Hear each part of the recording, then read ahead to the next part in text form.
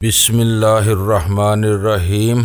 गुमनाम हीरो के मुअज़्ज़ज़ नाज़रीन, अस्सलामु अलैकुम। आइए चलते हैं कहानी की तरफ। मैंने कार की अंदर की बत्ती भी बुझा दी, पतलून का पांचा उठाकर खंजर निकाल लिया और गहरी नजरों से कार की पिछली तरफ देखने लगा। गंभीर तारीकी में कुछ दिखाई नहीं दे रहा था, लेकिन वो आवाज साफ तौर पर सुनाई दे रही थी। साफ लग रहा था कि वो कोई भी था, बहुत मोहतात अंदाज में दबे कदमों कार की तरफ आ रहा था। मैंने बिमला को बेहरकत बैठे रहने का इशारा किया और बड़ी आहिस्तगी से दरवाजा खोलकर नीचे उतराया और कार के साथ झुककर पहले पहिए के करीब आ गया और गहरी नजरों से सामने देखने लगा। अचानक मुझे यूं लगा जैसे मेरी आंखों के सामने रोशनी फैल गई हो। मुझे दूर दूर तक साफ नजर आ रहा था। मैंने उठकर कार के अंदर झांका। बिमला भी मुझे साफ नजर आ रही थी। वो इस वक्त पानी की बोतल मुंह से लगाए हुए थी। फिर इसने बोतल मुंह से हटाकर ढकना बंद कर दिया और खौफजदा सी नजरों से मेरी तरफ देखने लगी। लेकिन ठीक इसी वक्त मैंने अपना रुख बदल लिया था। पत्तों की चरचराहट की आवाज सुनकर मैं इस तरफ मतवज्जो हो गया और फिर मेरे होंठों पर खफीफ सी मुस्कुराहट आ गई। वो एक भेड़िया था जो दबे कदमों कार की तरफ आ रहा था। मैंने इधर उधर देखा और करीब पड़ा हुआ एक पत्थर उठाकर पूरी कुव्वत से दे मारा। पत्थर भेड़िए के सर पर लगा। वो एकदम ऊपर उछला और फिर कुत्ते की तरह च्याऊं प्याऊं करता हुआ एक तरफ भाग निकला। इसके साथ ही कार से बिमला के चीखने की आवाज भी सुनाई दी थी। मैंने जल्दी से दरवाजा खोल दिया। बिमला भेड़िए की आवाज से डर गई थी। मैंने दरवाजा खोला तो वो चीख कर मुझसे लिपट गई। अरे क्यों चीख रही हो? मैंने इसका कांधा थपथपाया। वो कोई कुत्ता था या भेड़िया? एक ही चोट खाकर भाग गया। मैंने इसे दोनों बाहों से पकड़कर पीछे हटा दिया। इसने मेरी तरफ देखा तो इसके मुंह से एक बार फिर चीख निकल गई। वो खौफजदा नजरों से मेरी तरफ देख रही थी। अब क्या हुआ? मैंने कहा। मेरे सर पर सींग निकल आए हैं क्या? तथा तुम्हारी आंखें? वो खौफजदा अंदाज में हकलाई। क्या हुआ मेरी आंखों को? मैंने पूछा। तथा तुम्हारी आंखें बिल्ली की तरह चमक रही हैं। इसके लहजे में खौफ अब भी बरकरार था। ओह! मैं एकदम चौंक गया। मैं हर एक बार फिर इधर उधर देखने लगा। हर तरफ अगरचे गहरी तारीकी थी, मगर मुझे हर चीज साफ नजर आ रही थी। मैं बिल्ली के बारे में जानता था कि अंधेरे में इसकी आंखें बलोर की तरह चमकती हैं और वो गहरी तारीकी में भी देख लेने की सलाहियत रखती है। तो क्या मेरे अंदर भी ये सलाहियत पैदा हो गई थी कि मैं अंधेरे में बिल्ली की तरह देख सकता था? बिमला अब भी वहशतज़दा सी नजरों से मेरी तरफ देख रही थी। मैंने आंखें बंद कर ली और गहरे गहरे सांस लेने लगा। मुझे हैरत थी कि मेरी आंखों में इतनी चमक कैसे पैदा हो गई थी। अचानक मेरे जहन में जमाका सा हुआ। मुझे वो वाकया याद आ गया जब शाओलिन टेम्पल में मुझे अगवा करने की कोशिश की गई थी और हेक्सियान के फरार के बाद मैं अपने एक दोस्त के घर में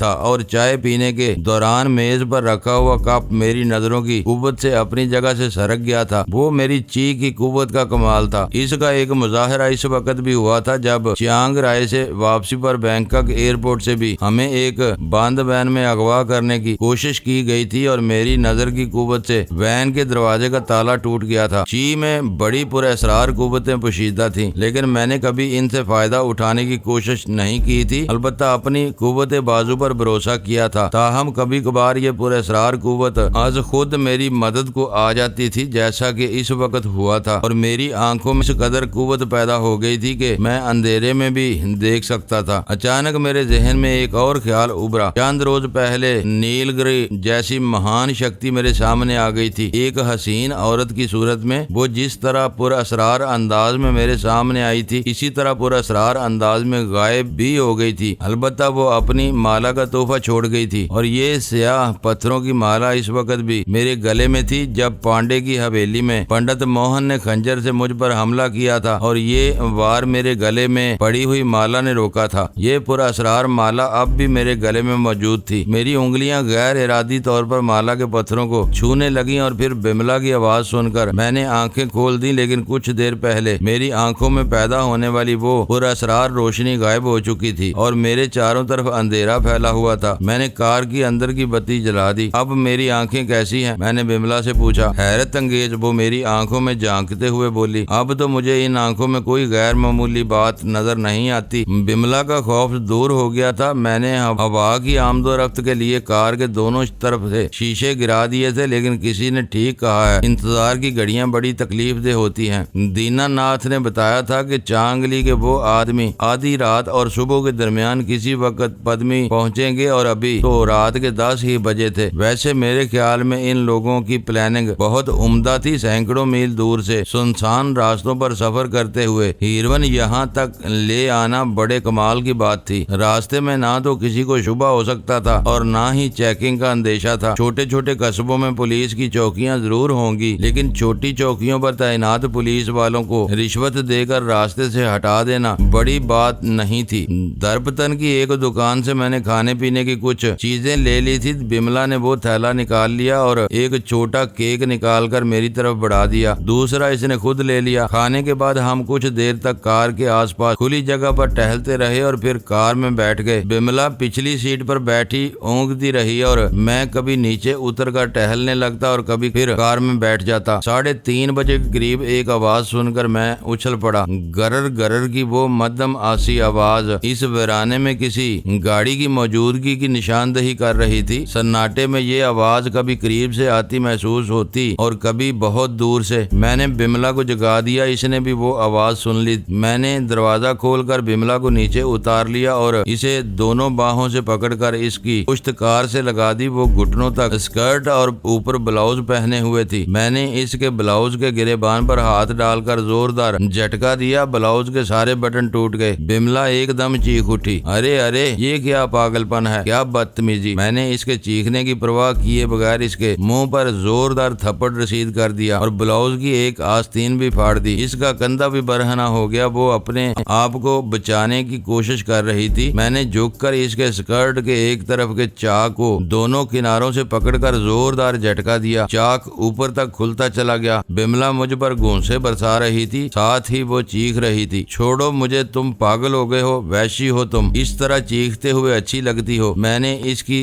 दोनों बाहों को पकड़कर झंझोड़ दिया। मेरे कान अब भी गाड़ी के इंजन की इस आवाज पर लगे हुए थे जो अब बहुत वाज़ेह हो गई थी। मैंने गर्दन घुमाकर इस तरफ देखा। सड़क पर दरख्तों में छिनती हुई रोशनी भी नजर आ रही थी। अब तुम इस तरफ भागना शुरू कर दो, चीखते हुए तेजी से। मैंने ये कहते हुए बिमला को सड़क की तरफ धकेल दिया। बिमला ने मेरी तरफ देखा। इसकी आंखों में वहशत थी, लेकिन वो मेरी बात समझ गई थी क्योंकि दूसरे ही लम्हे वो बुरी तरह चीखती हुई सड़क की तरफ भाग खड़ी हुई थी। रात के आखिरी पहर आबादी से मीलों दूर जंगल में एक जवान और खूबसूरत औरत का इस तरह नजर आना कि इसका लिबास फटा हुआ हो और वो खौफ से चीख रही हो, किसी भी शख्स को मुतासर कर सकता था। और वो शख्स फौरी तौर पर ये नहीं सोच सकता था कि ये कोई नाटक भी हो सकता था। मैं अपनी जगह पर खड़ा रहा। बिमला दरख्तों से निकलकर सड़क की तरफ भाग रही थी और फिर वो कार भी गुंजान दरख्तों से निकलकर सामने सड़क पर आ गई। बिमला सड़क पर पहुंच चुकी थी। मैंने भी इसके पीछे दौड़ लगा दी। बिमला अब इस गाड़ी के हेडलैंप्स की रोशनी में थी। इसी लम्हे फजा में ब्रेकों की चिरचिराहट की तेज आवाज गूंजी। गाड़ी बिमला से चंद फुट के फासले पर रुक गई। बिमला सड़क पर गिरी और उठकर एक बार फिर चीखते हुए दौड़ने लगी। मैं भी सड़क पर पहुंच चुका था। इसी लम्हे गाड़ी के दोनों तरफ के दरवाजे खुले और 2 आदमी नीचे उतर आए। इनमें से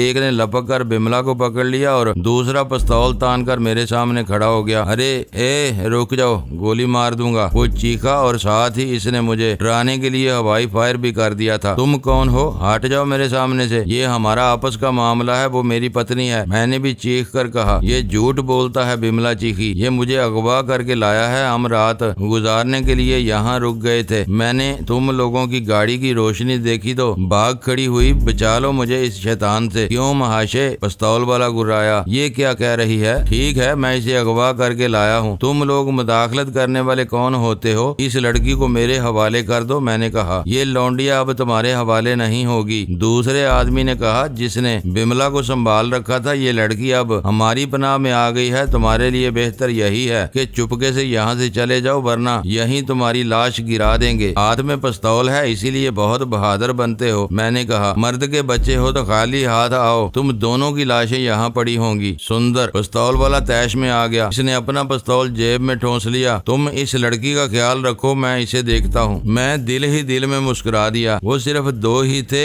इनके साथ तीसरा कोई नहीं था। पिस्तौल वाला दोनों हाथ फैलाकर मेरी तरफ बढ़ा। अब मैं अपनी जगह पर खड़े खड़े उछला। मेरी फ्लाइंग किक इसके सीने पर लगी। वो डकराता हुआ नीचे गिरा। मैंने संभल कर इस पर छलांग लगा दी। कुछ देर तक इसे सड़क पर रगीदता रहा, फिर इस पर ठोकरों की बारिश कर दी, लेकिन वो भी जल्द ही संभल गया। मैं इस पर ताबड़तोड़ हमले करने लगा। मुझे एतराफ करना पड़ा कि इसमें ताकत भी थी और वो लड़ाई के फन से भी वाकिफ था, और वो भी बड़े अच्छे दावपेच इस्तेमाल कर रहा था। एक मौका पर इसने भी उछल कर मुझे फ्लाइंग किक मारने की कोशिश की थी, लेकिन मैं अपने आप को बचा गया था। मेरे हरीफ ने अपनी जेब की तरफ हाथ बढ़ाया तो मैं समझ गया कि वो क्या करने जा रहा है। मैंने भी बड़ी फुर्ती से अपना खंजर निकाल लिया। इसने जैसे ही पिस्तौल वाला हाथ सीधा किया, मैं हवा में उड़ता हुआ इसके ऊपर गिरा। मेरा खंजर इसके बाजू में पेवस्त हो गया। इसके साथ ही इसकी उंगली से ट्रैगर दब गया था। गोली मेरे सर के करीब से गुजर गई। मैंने इसे दूसरा फायर करने का मौका नहीं दिया। बाजू पर खंजर के दूसरे बार से पिस्तौल इसके हाथ से छूट गया। इसका दूसरा साथी सुंदर, जिसने बिमला को संभाल रखा था, इसे छोड़कर मेरी तरफ लपका, लेकिन इसी लम्हे बिमला की गुर्राती हुई आवाज फजा में गूंजी, रुक जाओ वरना गोली मार दूंगी। बिमला के हाथ में पिस्तौल था जो इसने बड़ी होशियारी से सुंदर की जेब से निकाल लिया था। सुंदर के चेहरे पर सनसनी सी फैल गई। इसने बिमला की तरफ छलांग लगा दी, लेकिन बिमला यके बाद दीगरे ट्रैगर दबाती चली गई। 3 गोलियां सुंदर के सीने में पेवस्त हो गईं और वो चीखता हुआ ढेर हो गया। मेरे नीचे दबे हुए हरीफ ने मुझे एक तरफ धकेल कर उठकर एक तरफ दौड़ लगा दी, लेकिन मैंने इसे ज्यादा दूर नहीं जाने दिया। सड़क के किनारे से चंद गज आगे झाड़ियों में इसे जा लिया। इसकी गर्दन मेरी गिरफ्त में आ गई और मैंने इसे इस वक्त ही छोड़ा था जब इसकी गर्दन ढलक गई थी। मैं इसे छोड़कर बिमला की तरफ आ गया। मैं अपनी गाड़ी लेकर आता हूँ, तुम यहीं रुको, मैं ये कहते हुए अपनी गाड़ी की तरफ दौड़ गया। गाड़ी वहाँ लाने में चंद मिनट से ज्यादा नहीं लगे थे और फिर मैं और बिमला दूसरी गाड़ी से हीरोइन के पैकेट निकाल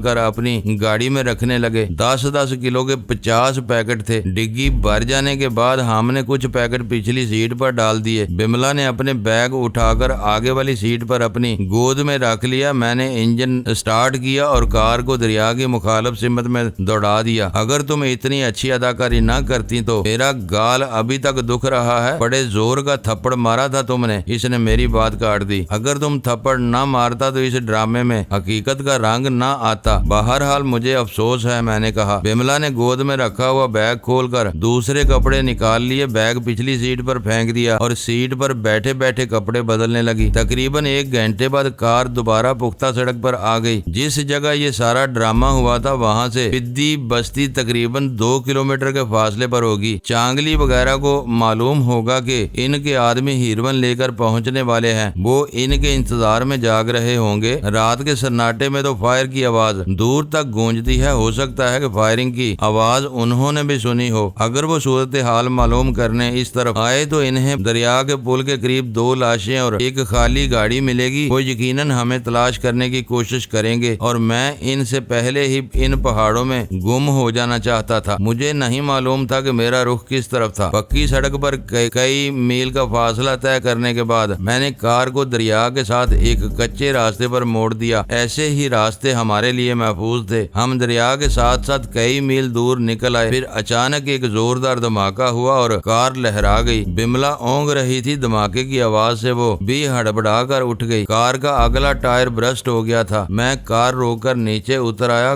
कार की डिग्गी में एक फाजल टायर मौजूद था और वो फाजल टायर निकालने के लिए पहले डिग्गी में भरे हुए पैकेट निकालने पड़े। टायर तब्दील करने और हीरोइन के पैकेट दोबारा डिग्गी में रखने में आधा घंटा लग गया। मैंने 5 गैलन वाला पेट्रोल का एक कैन भी टैंकी में उंडेल लिया। दरिया के साथ साथ मजीद 1 घंटे तक सफर जारी रहा। अब दिन की रोशनी फैल रही थी। वो तंग सा रास्ता बतदरीज बुलंदी की तरफ जा रहा था। इसके एक तरफ अमूदी चट्टान थी और दूसरी तरफ सैकड़ों फुट नीचे दरिया बह रहा था। रास्ता इतना तंग था कि सामने से कोई और छोटी कार भी आ जाती तो क्रॉस करना मुश्किल हो जाता। एक मोड़ काटते हुए एक बार फिर जोरदार धमाका हुआ। इस मर्तबा आगे का दूसरी तरफ का टायर ब्रस्ट हुआ था। कार लहरा गई और दाएं तरफ की चट्टान से टकराकर पीछे आने लगी। मैंने ब्रेक पैडल दबा दिया, लेकिन ये जानकर मैं कांप उठा कि ब्रेक काम नहीं कर रहा था। कार पीछे ढलान की तरफ जा रही थी। बिमला, कार से उतरो, छलांग लगा दो, मैं चीखा। जल्दी करो, कार खड्ड की तरफ जा रही है, ब्रेक काम नहीं कर रहे। बिमला का चेहरा धुआं हो गया। इसने अपनी तरफ का दरवाजा खोलकर छलांग लगा दी। मैं कार का रुख सीधा रखने की कोशिश कर रहा था, लेकिन इसका पिछला एक पहिया किनारे से उतर गया और फिर कार को काबू में रखना मुमकिन नहीं रहा। कार के पिछले दोनों पहिए किनारे से उतर चुके थे। मैंने अपनी तरफ का दरवाजा खोलकर बाहर छलांग लगा दी, लेकिन मैं भी खड्ड के ऐन किनारे पर गिरा। मैंने एक पत्थर को पकड़ने की कोशिश की, लेकिन पत्थर उखड़ गया। कार कलाबाजियां खाती हुई अमूदी ढलान पर सैकड़ों फुट नीचे बहते हुए दरिया की तरफ जा रही थी और उसके पीछे मैं ढलान पर लुढ़कता हुआ जा रहा था। मेरा सर एक पत्थर से टकराया, मेरी आंखों के सामने नीली पीली चिंगारियां सी रक्स करने लगी और फिर मेरा जहन तारीकी में डूबता चला गया। मुझे सिर्फ इतना याद है कि मैं बुलंदी से पस्ती की तरफ गिरता जा रहा था, जहां मौत की आगोश वाह किए खड़ी थी। मेरे इर्द गिर्द बहुत से लोग जमा थे, कुछ दूर खड़े थे और कुछ करीब खड़े रुकू के बल झुके अजीब सी नजरों से मेरी तरफ देख रहे थे। वो सब चेहरे मेरे लिए अजनबी थे, धुंध में लिपटे हुए। एक नस्वानी चेहरा मेरे ऊपर झुका हुआ था, बहुत ही सभी और मलीह चेहरा था, लेकिन इस हसीन चेहरे पर यास, अफसरदगी और आंखों में वहशत सी भरी हुई थी। मैं बेहिसो हरकत पड़ा चंद लम्हे इसकी वहशत ज़दा सी आंखों में झांकता रहा और जब अपनी जगह से उठना चाहा तो सर के पिछले हिस्से से उठने वाली दर्द की शदीद लहर बिजली की लहरों की तरह मेरी पूरी खोपड़ी में फैलती चली गई और मैं बेइख्तियार करा उठा। मेरे कराहने की आवाज और चेहरे पर नमूदार होने वाले करब से इस हसीना के चेहरे पर गम के साए कुछ और भी गहरे हो गए और तब मुझे एहसास हुआ कि मेरा सर इसकी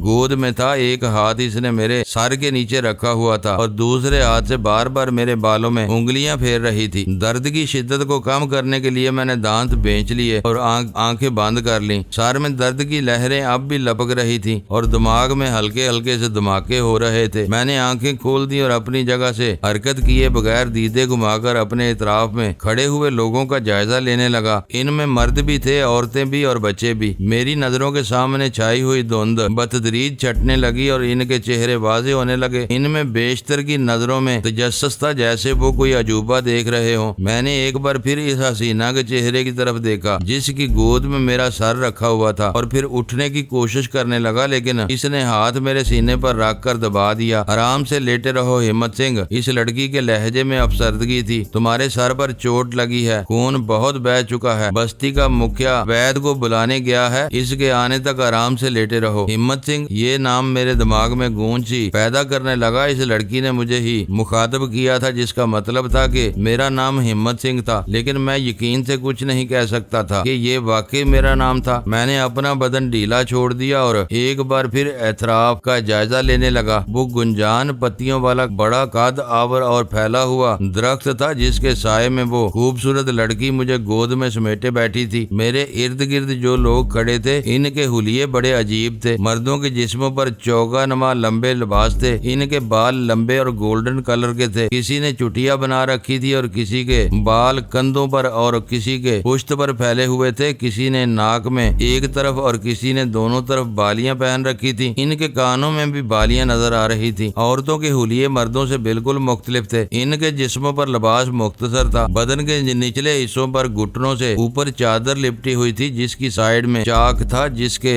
जिस्म के बालाई हिस्से पर मुख्तसर था कपड़ा कंधे पर होता हुआ इस तरह लिपटा हुआ था कि सीने का आधा हिस्सा बरहना हो रहा था और पुश्त तो बिल्कुल ही बरहना थी। इनके सरों के बाल करीब से कटे हुए थे। यहाँ किसी हजाम की मौजूदगी का तो सवाल ही पैदा नहीं होता था। इन औरतों ने एक दूसरे के बाल शायद खुद ही कैंची वगैरह से काटे थे। सिर्फ एक औरत ऐसी थी जिसके बाल कंधों तक बिखरे हुए नजर आ रहे थे। बाज औरतों ने नाक में नथनियां पहन रखी थी और बाज के कानों में बालियां थी। एक दो औरतों की कलाइयों में सोने की चूड़ियां भी नजर आ रही थी। चूड़ियां खासी मोटी और बेढंगी सी थी। बच्चों ने भी टखनों तक लंबे चोगे पहन रखे थे और वो सब के सब गंजे थे। ये अंदाजा लगाना मुश्किल था कि इनमें कौन लड़की है और कौन लड़का। मैं उलझी हुई नजरों से इनकी तरफ देख रहा था। ये सब लोग मेरे लिए अजनबी थे और शायद मैं खुद भी अपने आप से अजनबी था। मुझे याद नहीं आ रहा था कि ये कौन सी जगह थी, मैं यहाँ कैसे आया था और वो लड़की कौन थी जिसने मेरा सर अपनी गोद में रखा हुआ था। ये लड़की दूसरों से बिल्कुल ही मुख्तलिफ नजर आ रही थी। मैं सूरत हाल का अंदाजा लगाने की कोशिश कर रहा था कि सामने खड़े हुए लोग इधर उधर हटने लगे और फिर दो आदमी तेज तेज कदम उठाते हुए मेरे सामने आ गए। इनमें से एक की उम्र 45 और 50 के दरमियान रही होगी। दराज कामत और गठा हुआ जिस्म, इसने जर्द रंग का चौगा पहन रखा था। नाक के दोनों नथनों में सोने की बालियां थी और वो दोनों कानों में भी चूड़ियों की तरह बड़ी बड़ी बालियां लटकी हुई थी। सर के गोल्डन बाल कंधों पर बिखरे हुए थे। ताहम पेशानी पर इन्हें समेटने के लिए 2-3 इंच चौड़ी कपड़े की पट्टी बंधी हुई थी। इसके साथ दूसरा आदमी अजीब हैयत का था। इसकी उम्र 70 के लगभग जरूर रही होगी। इसने स्याह रंग का चोगा पहन रखा था। चेहरे पर झुर्रियां इस कसरत से थी, जैसे मकड़ी ने जाला तान रखा हो। इस झुर्रियों भरे चेहरे पर छोटी छोटी आंखें अजीब पुरअसरार सा तासर दे रही थी। इसका गंजा सर अंडे के छिलके की तरह चमक रहा था। इसकी ठोड़ी पर चंद बाल थे। आंखों के किनारों पर बारीक मूंछें चूहों की दुम्बों की तरह लटकी हुई थी। इसके कंधे पर कपड़े का एक मैला सा थैला लटका हुआ था। मुअज़्ज़ज़ नाज़रीन, लाइक करें, शेयर करें और कमेंट्स बॉक्स में पाक आर्मी जिंदाबाद, पाकिस्तान पाइंदाबाद का नारा ज़रूर दर्ज करके अपने मुल्क पर फ़ख्र करें और पाकिस्तान की बुनियादें मजबूत करने में अपना किरदार अदा करें। वीडियो देखने का शुक्रिया। मुअज़्ज़ज़ नाज़रीन, अपना ख्याल रखिएगा और हमारे चैनल का भी। ISI पाक आर्मी जिंदाबाद, पाकिस्तान पाइंदाबाद।